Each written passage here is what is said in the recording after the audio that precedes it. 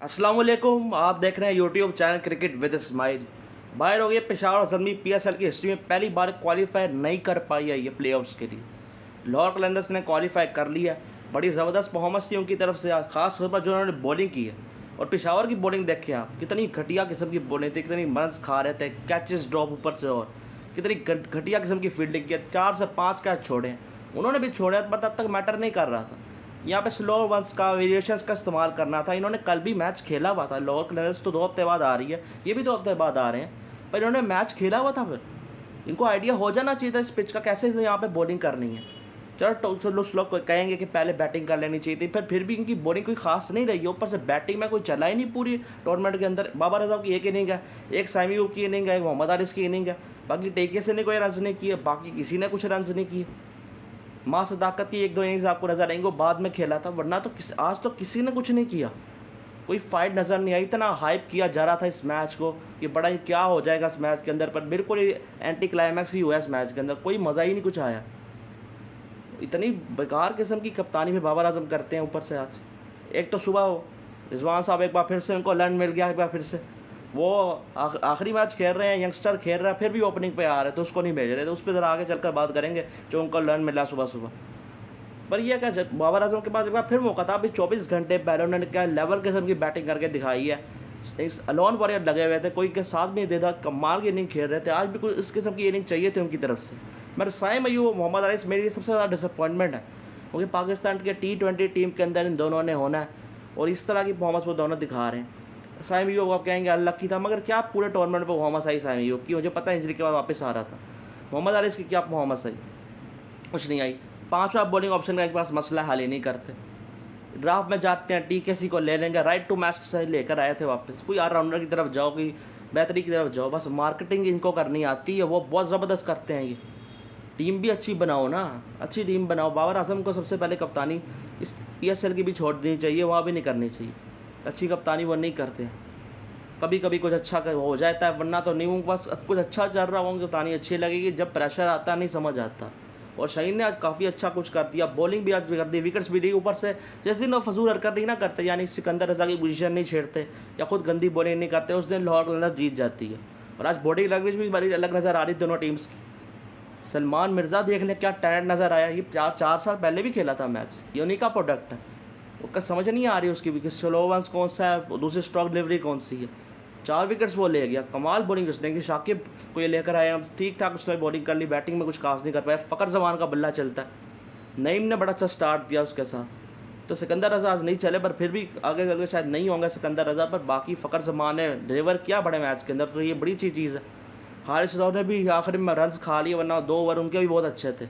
26 run से आ रहा है ये, पिछला मैच 23 रन से आ रहा था। तो छोटी छोटी गलतियाँ, वो कैचेस ड्रॉप करना, अगर वो पकड़ लिए होते ये रन थोड़े कम रह जाते। कल अगर अच्छी बॉलिंग 10 बॉल में 50 रन नहीं खाए होते तो रन कम रह जाते। तो बॉलिंग भी कसूर, और बैटिंग में भी अगर आपके पास चांस था कल के मैच में भी, कल बाबर आजम का कोई साथ नहीं दे पाया। सही अगर साथ दे भी रहा था तो इस तरह से खेल रहा था कि टीम को ही नुकसान हो रहा था। आज तो किसी ने कुछ किया ही नहीं।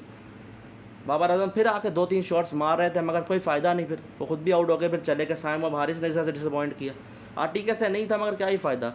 जिन्होंने डैनियल सैम्स को खिलाया था उसने भी खास नहीं किया। दानियल ने अच्छी कुछ बॉलिंग की है। भाई एक तरफ आप देखें कि हमारे ये बड़े बड़े प्लेयर्स, हमारे बड़े बड़े कैप्टन, पता नहीं किंग, सुपरमैन, इनकी टीम्स बाहर हो चुकी हैं। पेशावर ज़ल्मी भी बाहर, मुल्तान सुल्तान की भी बाहर, एंड पे बॉटम पे दोनों में 2-3 मैच या जीत गए पेशावर वाले। इन्होंने ये भी नहीं जीतने थे। लाहौर की इनसे बहुत बेहतर टीम थी, मगर फिर भी सब चाह रहे थे आज पेशावर ज़ल्मी ये मैच जीत जाए।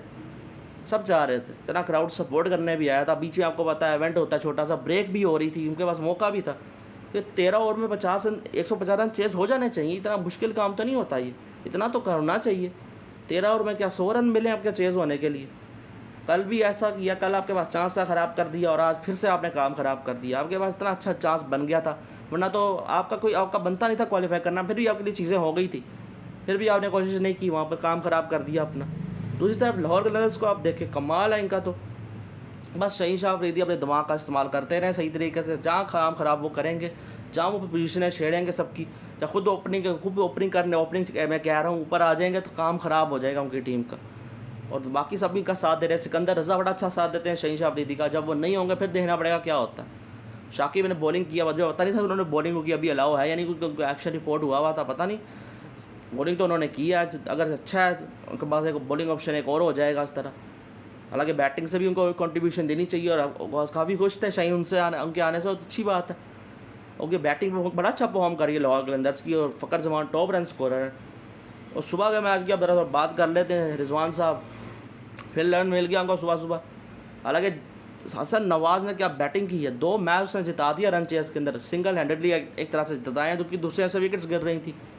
एक इसको देख लिया, फिर बाबर रिजवान को देखे, फिर अजीब ही लगता है ना। फिर क्या करना है ऐसे क्लासिकल शॉट्स का, क्या करें हम इस तरह बड़े टैग्स का, जब इस तरह के बड़े मौक़ों पे नजर नहीं आते इनसे।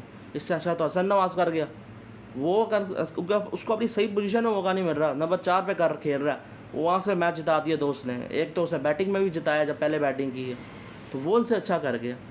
उसे ये क्या कर रहे हैं रिजवान साहब, आज वो खेल रहा था लड़का जानदाद, उससे ओपनिंग करवानी थी ना। आज तो आखिरी मैच था, आज क्या ज़रूरत थी। ये बस अली तरीन को चाहिए रिजवान से छुटकारा हासिल करें, फिर ना फिर दान संदर का बेड़ा गर्क ही होना है। और क्योंकि बातें तो बिल्कुल सही थी सारी, पर उनकी टीम में देखें किस तरह के प्लेयर्स आपने रखने हैं, और पिशावर अच्छे कम्बिनेशंस के तरफ जाए और अच्छे प्लेयर्स करके DKC को फारिग करके ऑलराउंडर्स लेकर आए।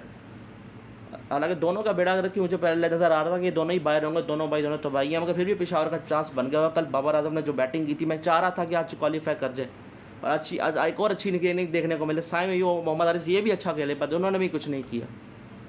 तो देख लें इनका दोनों का क्या असर हुआ। बांग्लादेश सीरीज़ के लिए भी शेड्यूल नहीं आया, तो स्क्वाड भी अभी अनाउंस नहीं हुआ है वहाँ पर। भाई कैसन की बातें वो चल रही हैं कि बाबर रिजवान को वापस लाना चाहते हैं, वो पता नहीं वो सोर्स ने कोट किया था, रिपोर्ट्स आ रही थी, पता कितनी सही है कितनी गलत है, वीडियो तो मैंने उस पर बनाई थी। इससे अच्छा तो इन हसन नवाज देखें, इसके ऊपर मज़ीद काम कर लिया जाए। इंप्रूव ज़रूर किया उसने, मगर मज़ीद और काम हो सकता है। साइम अभी मोहम्मद आरिस के साथ बात करें, इन पे काम करें, इनको और बेहतर बनाएं। बाबर रिजवान की तरफ मत जाएं अब T20 के लिए, उन्होंने भी कुछ नहीं करना।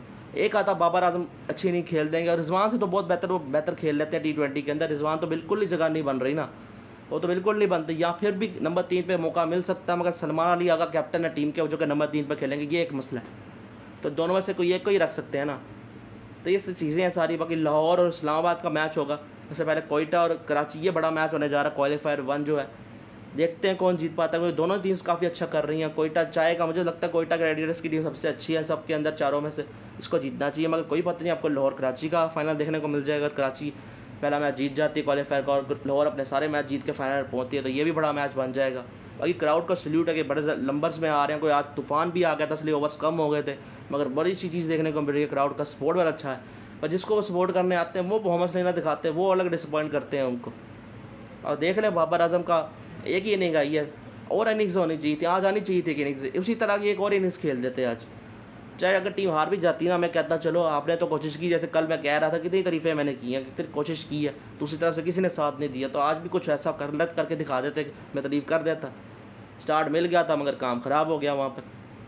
बहुत डिसअपॉइंटिंग है साइम अयूब, मोहम्मद आरिस बहुत डिसअपॉइंटिंग है। इनको परफॉर्मेंस कम से कम टॉप रन गेटर्स में होना चाहिए इनको, ये वहाँ पर नज़र नहीं आए मुझे। हसन नवाज भी चाहे नज़र वहाँ पे नहीं है, बस उसने मैच जिताए में, कम से कम ये मैच जिता देते। कोई भी 2 मैच उसने जिता दिए, ये भी कोई 1-2 मैच जिता के आज वाला ये दोनों रन चेस करके देते, ये 150 रन बना कर देते साइम और मोहम्मद आरिस, इन्होंने नहीं किए। शहीन शाह अफरीदी को दूसरी तरफ देखें, आज विकेट्स उसको मिल रही हैं, वेरिएशन का इस्तेमाल कर रहे हैं उनके बॉलर्स। पेशावर के बॉलर्स को देखें, कल उन्होंने यहाँ बॉलिंग की और आज उनको आइडिया हो जाना चाहिए कैसी बॉलिंग करें, उनकी बॉलिंग देखें तो बहुत ही बुरी परफॉर्मेंस है। फील्डिंग भी बहुत बेकार गई है, बॉलिंग भी, बैटिंग भी, टोटली ये डिसअपॉइंटिंग रहा है पेशावर ज़ल्मी के लिए, और मुल्तान सुल्तान के लिए इससे भी 72 साल रहा। तो दोनों बाहर हो चुके हैं, दोनों तो भाई, और बाकी देखते हैं फिर कौन जीतता है, कौन PSL की ट्रॉफी उठाता है। 2-4 में से मुझे ज़्यादा तो कोयटा का ही चांस नज़र आ रहा है, देखते हैं फिर क्या होता है चल कर। इसी के साथ वीडियो करें लाइक, चैनल करें सब्सक्राइब। अल्लाह हाफ़िज़।